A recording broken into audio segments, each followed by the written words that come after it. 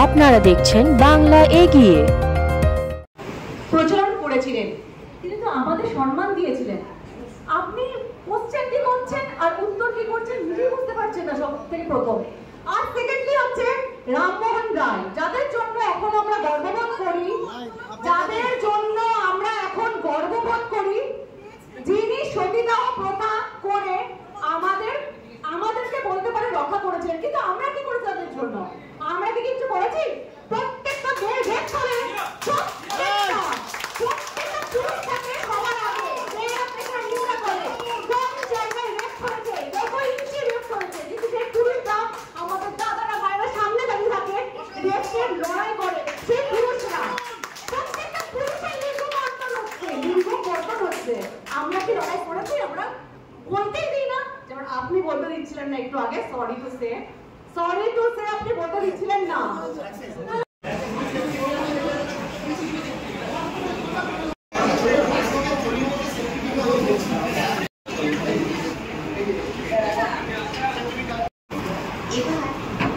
আমরা যার বক্তব্য শুনবো, তিনি বিশিষ্ট জনন্ত চিকিৎসক।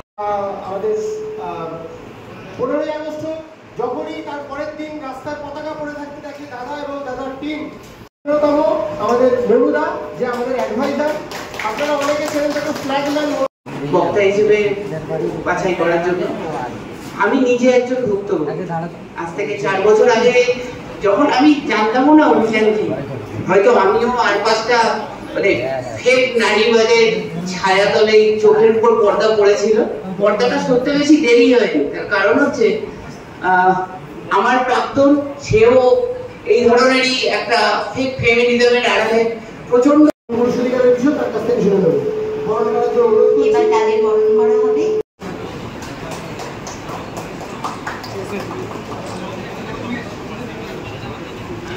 সামনে একটু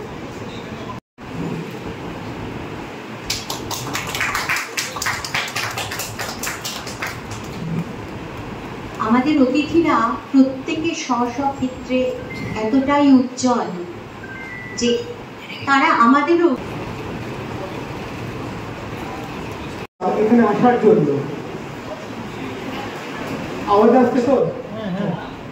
আসলে আমার নিজের আওয়াজ আর নিজের কান অব্দি পৌঁছাচ্ছে না, যে অবস্থা হয়ে আছে।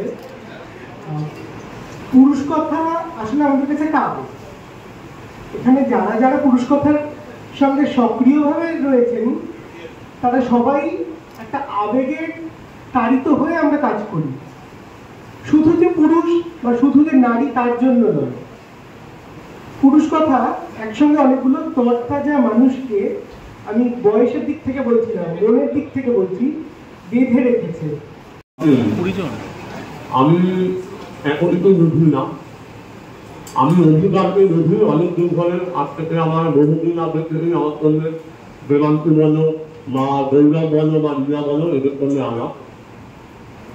আমরা যে আশা করি পশ্চিমবঙ্গের এমন এমন জায়গা আছে, সেসব জায়গায় অনেক ভালো ভালো ছেলেরা ভালো ভালো আর্ট করে, কিন্তু তারা লাইনকে আঁকতে পারেন না। কেন?